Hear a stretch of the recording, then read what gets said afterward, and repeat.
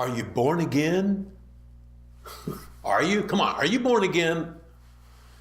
Do you ever get tired of hearing someone saying that, born again? I mean, we've been throwing that term around for several decades pretty strongly in American Christianity. Are you born again?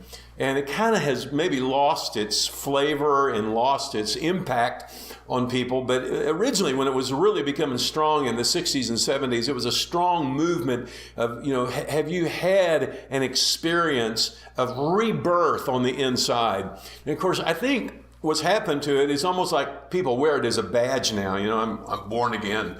And they say it like, I'm forgiven, therefore I'm born again, therefore it's all over for me. I'm going to heaven. I'm born again. If I'm born again, I'm in. And if I'm born again, I'm always in. And, so we go down that road and it just becomes, born again becomes something that is kind of light. It doesn't have the impact or the weight that it should have. Think about this. When Jesus first brought this statement up, there's a guy talking to him saying, I know you're a great guy, you're a teacher come from God. No one can do the things you do and not be from God. And then Jesus says to him, you know what? Unless you are born again, you will never see the kingdom of God. You will never see it. Never. You'll not see it, understand it. You've got to be born again. Now, what do you think this guy was thinking when Jesus says that to him? He didn't know what to think. He said, I need to be born, crawl up inside my mother's womb again. And Jesus said, no. That which is born of the flesh is flesh, but that which is born of the Spirit is spirit.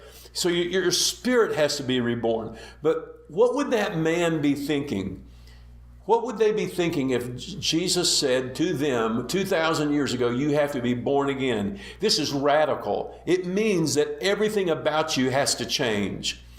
But it is a birth. It isn't something that I change. It's not something that I do. I don't, as a baby, I didn't born myself. I was born by a result of my mom and dad coming together and birthing me, conceiving me and birthing me. And the same is true when you get born again in the Spirit. It is a work of the Spirit of God. But the thing about it is, it's absolutely radical. You become a new person. You're not the same. You are reborn. What you were, you're not anymore. So when Jesus is talking about born again, it isn't a badge that you wear. It is a revolution that's taken place in your life, that you are no longer the same person. Yeah. See you tomorrow.